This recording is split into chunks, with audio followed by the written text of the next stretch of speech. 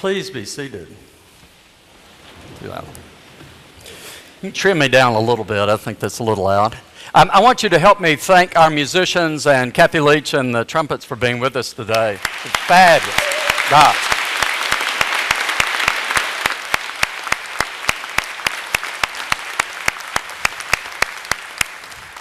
How wonderful. I want you to stop with me if you can, and I know it's not easy as we gather, lots going on in your head. You probably have destinations for today, tomorrow, Tuesday. But to slow down a minute and imagine with me, if you will, we're going to go back 240 years. So I want you to really kind of let your mind pause for a second. We're going to go back to the War for Independence, the Revolutionary War. We are in New York City, 240 years ago now. And around us, artillery shells are beginning to fall, and we hear musket fire not but a block or two away. And we have gone to our church house to gather together, literally before we flee the city and flee the British who are coming. And above the din and the roar of that impending battle, we hear a clergyman's voice begin to pray. And here's what he says. Lord, may you, the supreme King of kings, implant among us amity, brotherly love, peace, and sociableness. Let no one speak evil, nor our tongues carry any deceit.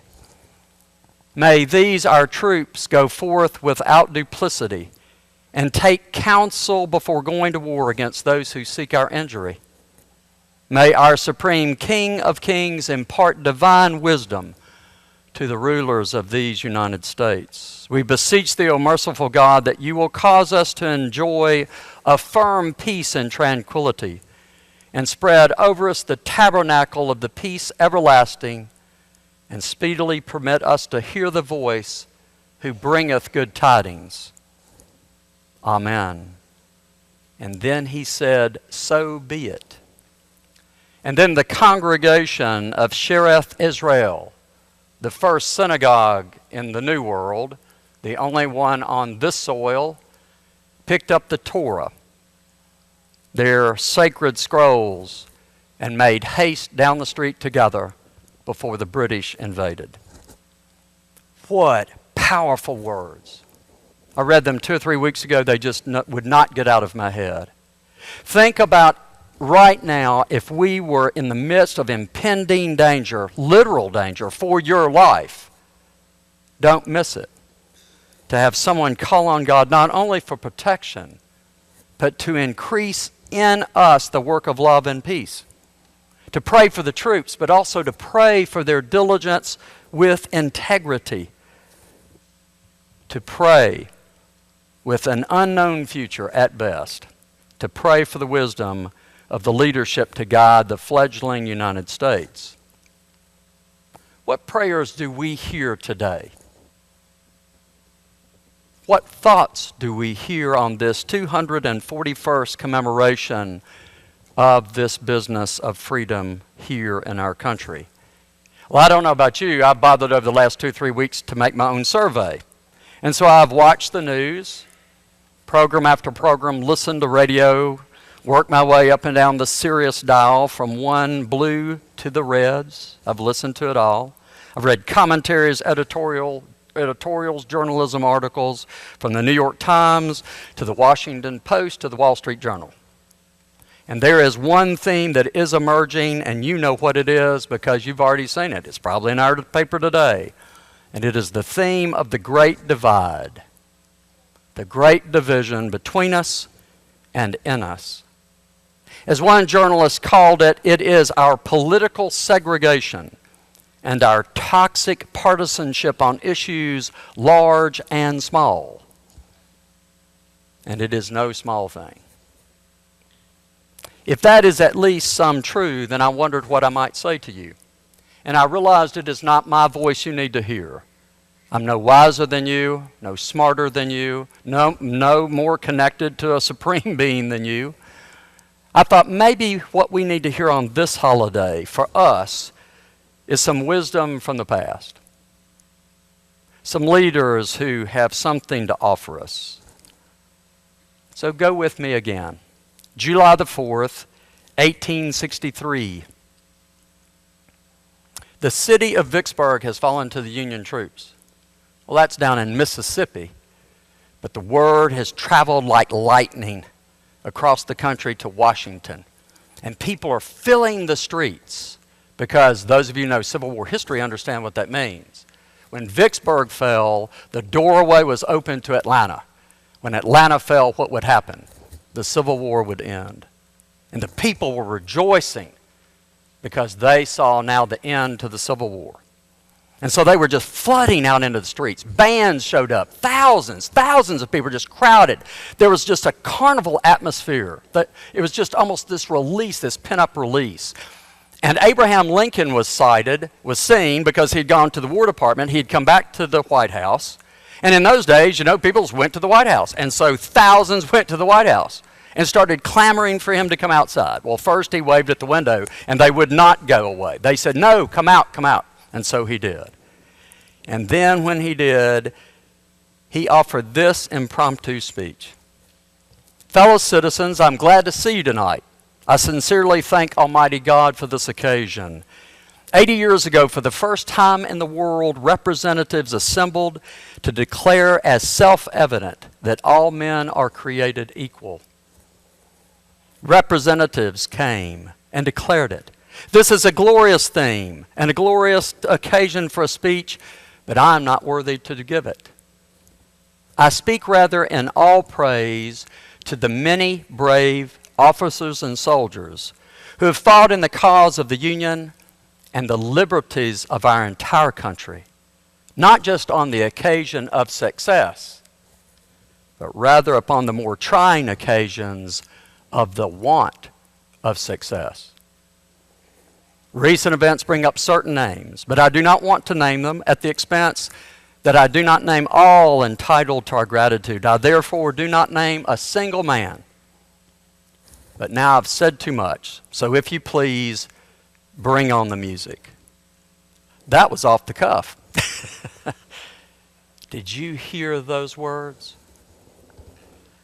Maybe today we should pause and quit focusing so much on why things are so bad.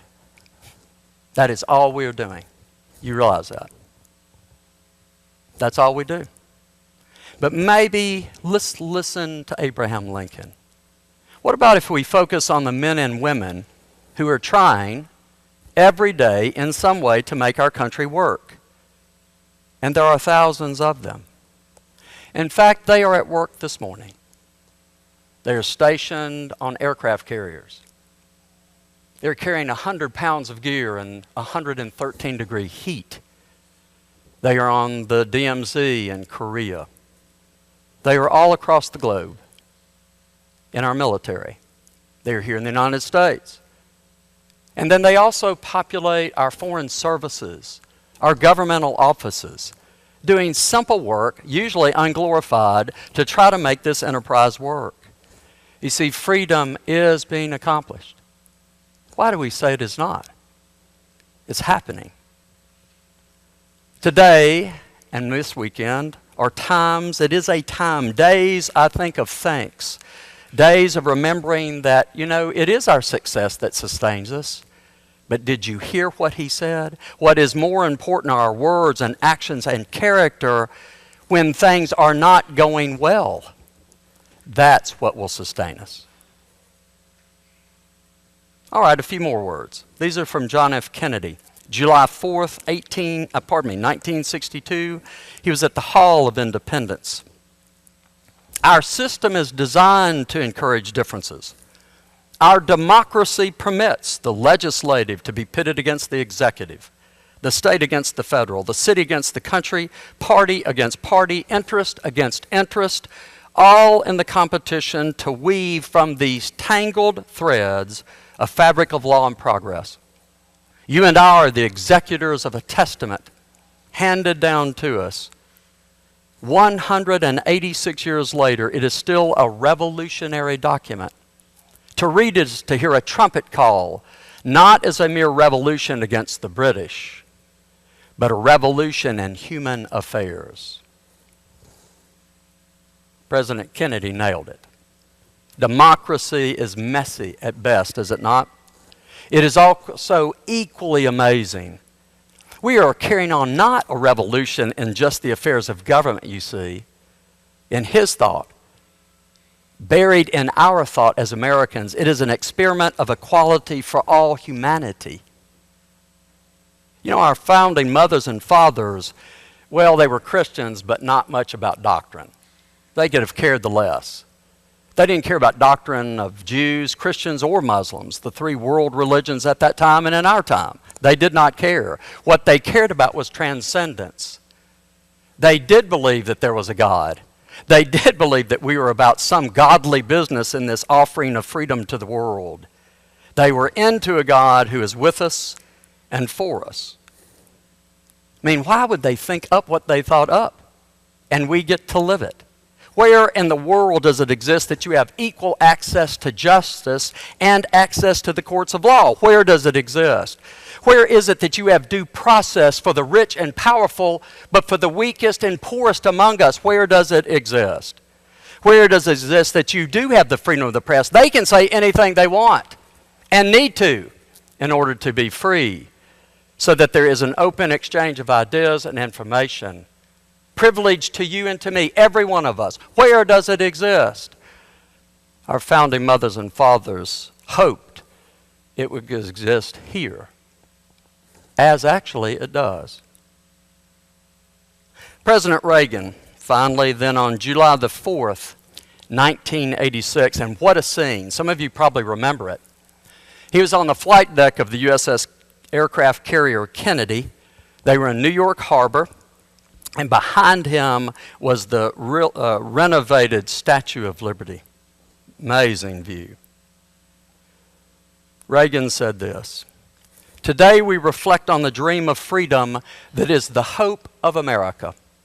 The hope that one day every people and every nation will know the blessings of liberty. All through history, our leaders have warned us that the only obstacle to moving forward in the boundaries of freedom, the only permanent danger to that hope, comes from within. It falls to us to keep faith with our past. I carry one impression, and it is this: that the things that unite us, our hopes and aspirations, far outweigh what divide us. Today we reaffirm that we are one nation under God, that black and white, we are one nation indivisible, that Republican or Democrat, we are all Americans. And so we pledge ourselves again to each other and to the cause of human freedom that gives light to this land and hope to the world. A nation in which everyone is equal. The newest citizen to the oldest citizen. The richest to the poorest. The healthiest to the least. And on it goes. Reagan hit it, didn't he? We are all Americans. We are all Americans. We are all Americans. There's a picture I want to leave with you because it is kind of now burned into my mind, so I give it to you. It is on the front page of the weekend edition of the Wall Street Journal. It is a picture of a soldier in his combat fatigues, army boots, American patches of his unit, flag on his right shoulder, bent over in thought, and it appears almost as if in prayer. And he is doing something in particular as he sits there. He's about to take the oath to become an American citizen. Do you understand? He has been fighting for the freedom that he did not have the privilege to have. He's been fighting for a country to which he did not technically belong, but wished to do so before he was a citizen. I don't know what that does for you, but it has done a lot for me. And I keep thinking of that young man. And I think that maybe if he has had that kind of courage, maybe I can, maybe we can, to go on fighting metaphorically, but more to go on struggling. To let the struggle be the struggle. To not quit when the going gets difficult. To let our actions and our words, and as Abraham Lincoln taught us, our character to be resolved in us when it's the most difficult, not when it's easy. To not quit. And every day, to let us say those words that our founding mothers and fathers hoped we would say as we gather here, as we go about our activities.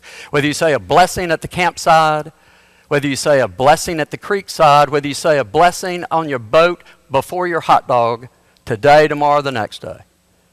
Let us literally believe it and ask God to bless the United States of America. Amen.